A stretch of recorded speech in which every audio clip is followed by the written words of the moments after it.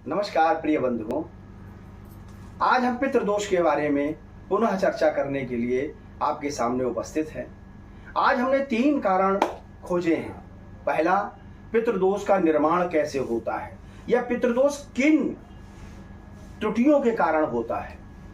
दूसरा, पितृदोष का क्या ऐसा किया जाए जिससे कि पितृदोष से शांति मिले। तीसरा, पितृदोष के लक्षण क्या हैं, कैसे हम जाने कि पितृदोष हमारे साथ में है। सबसे पहले हमारे जन्म पत्र के अनुसार भी मालूम पड़ता है कि पितृदोष है, क्योंकि पितृदोष का निर्माण राहु और गुरु 3, 6, 8 और 12 में अगर स्थित है तो पितृदोष का निर्माण पूर्व जन्म के कारण होता है। उसमें भी 3 कारण होते हैं। पूर्व जन्म में किया हुआ कोई भी अपराध, माता पिता के द्वारा किया हुआ कोई भी अपराध, और अगर पिता व्यसन युक्त है तो भी पितृदोष बनता है। ये तो हो गया जन्म पत्र का।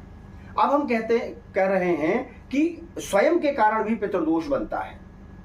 उसमें कई नियम हैं, जैसे बड़ों का, गुरु का, किसी ब्राह्मण का, गाय का अपमान करने से पितृदोष बनता है। किसी कन्या का अपमान करने से, किसी सुहागन स्त्री के पूजन करने जाते समय आप अगर उसको कुदृष्टि से देखते हैं तो भी पितृदोष बनता है। केवल इसी से पितृदोष नहीं बनता कि हमने पितरों के लिए अपराध किया है इसलिए पितृदोष बना है। पितृदोष के कई कारण हैं। गरुड़ पुराण के 5वें अध्याय में लिखा हुआ है कि पितृदोष बनने का कारण दृष्टि भी होती है, पर दृष्टि से बना हुआ पितृदोष सूक्ष्म होता है, क्योंकि उसके लक्षण आपको स्वतः दिखाई देते हैं। पितृदोष के लक्षण क्या हैं, ये दूसरा मैं आपको बता रहा हूं। जैसे घर में बार बार जाला पड़ना, घर में फंगस होना, यानी जिसमें सीलन बोलते हैं वह होना, खाने में बाल आना, घर में अनावश्यक क्रोध, लड़ाई होना, घर में कोई ना कोई एक व्यक्ति की औषधि चलना, क्योंकि कोई ना कोई बीमार जरूर रहेगा। पितृदोष का सबसे बड़ा लक्षण ये है। दूसरा, घर की स्त्री या घर का मैन आदमी को अस्थि रोग, यानी कभी टांग टूटना, कभी हाथ में चोट लगना, कभी सर में चोट लगना। अस्थि जो है वो हमारे पितरों का द्योतक है, तो अस्थि भंजन जरूर होता है। ये पितृदोष का मुख्य कारण है। दूसरा कारण, आपके पुत्रों का क्रोध में आना, पत्नी का अनावश्यक क्रोधित रहना, पत्नी के बालों का कम होना। यह सब बाल कम होने का मतलब एक तो प्राकृतिक होता है, एक होता है बाल एकदम गिरना जिससे कि उनका खलवाड़ दिखाई दे, वो पितृदोष का कारण है। अब इसका निवारण क्या है? इसका सबसे बड़ा निवारण ये है, 5 लोगों को आप विनती पूर्वक भोजन कराएं। सबसे पहला कौआ, गाय, ब्राह्मण, कुत्ता और चींटी, इन लोगों को भोजन कराना चाहिए।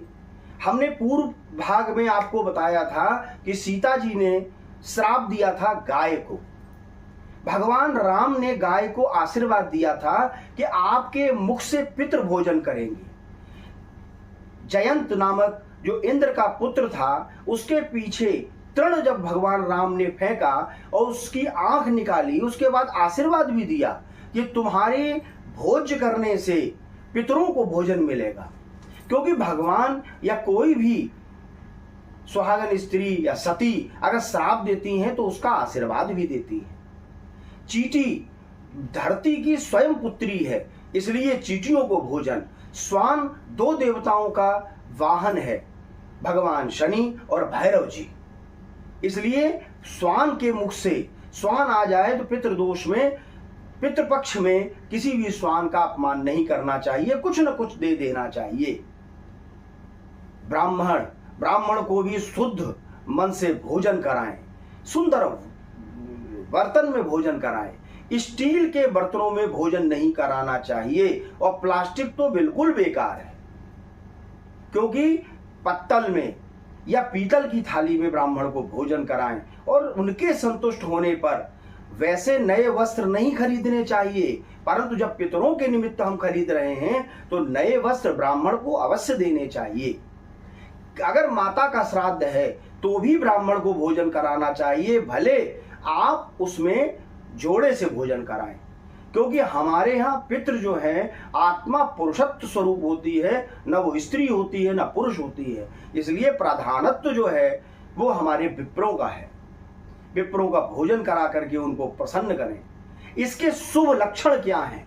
आपके रुके हुए काम बनना, कहीं पैसा रुका हुआ है वह होना, काम में रुकावट आ रही है वो रुकावट खत्म होना, और सभी प्रकार से सुख और समृद्धि की प्राप्ति होती है। क्योंकि पितृ जब प्रसन्न होते हैं तो सुख, समृद्धि, धन, ऐश्वर्य और वैभव भी देते हैं।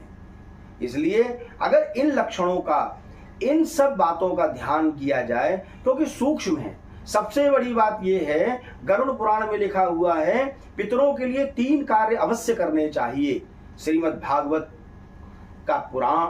पुराण का मूल पाठ सुनाना चाहिए, श्रीमद् भगवद गीता का पाठ सुनाना चाहिए, और हो सके तो पितृ गायत्री का 1.25 लाख जप भी ब्राह्मणों द्वारा कराना चाहिए। ऐसा करने से पितृ संतुष्ट होकर के पूर्ण रूप से आपको आशीर्वाद प्रदान कर प्रसन्नता पूर्वक अपने लोक को गमन करते हैं। नमस्कार प्रिय बंधु।